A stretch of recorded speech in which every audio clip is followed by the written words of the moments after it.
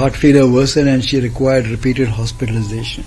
And in that country, managing patients with artificial heart pumps is not easy because the equipment required to monitor now there is not there. And they had no money. So half the time she was not conscious, she had bad infection of the pump.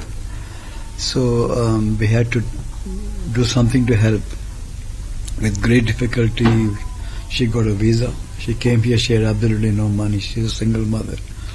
So we had to take care of all the expenses. So Aishwarya Trust came forward very generously to help, and I could contribute whatever I could from my own finances.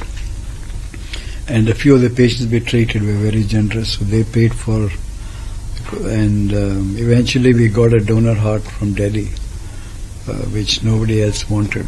So she was lucky, and she underwent a transplant a couple of months ago.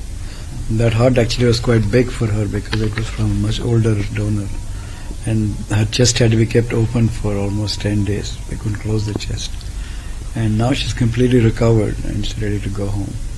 So it's challenging from multiple points of view. First of all, medically it's not easy to treat someone like this with badly infected LVAD, with severe valve leak and severe biventricular failure.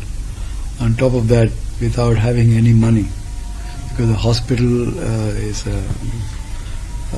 a commercial hospital and we are only working here, so we had to raise funds. And these are large sums of money, so it's not easy to treat. But I'm glad that she's done well and she's ready to go back to her country. And is there any protocol for the donors from the countries, particularly? Yes, the Human Organ Transplant Act in India allows foreigners to get an organ if there is no suitable Indian recipient. But now the number of Indian recipients is so much that for a foreigner it's very difficult to get an organ. At best we probably do get one or two in a year.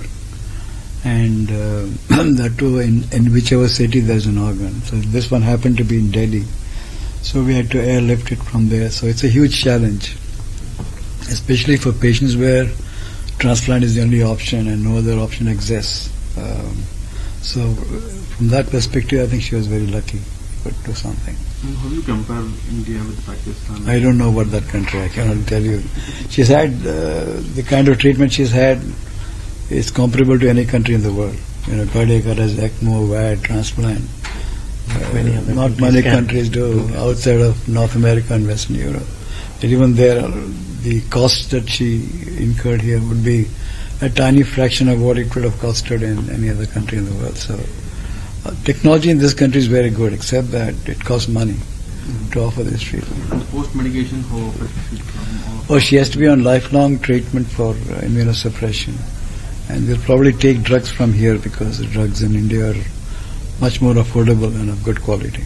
And if she goes to Pakistan back again, will there be any communication? Yeah, with today's WhatsApp and everything, she will be in touch, I would think. We'll be monitoring her through. Yeah.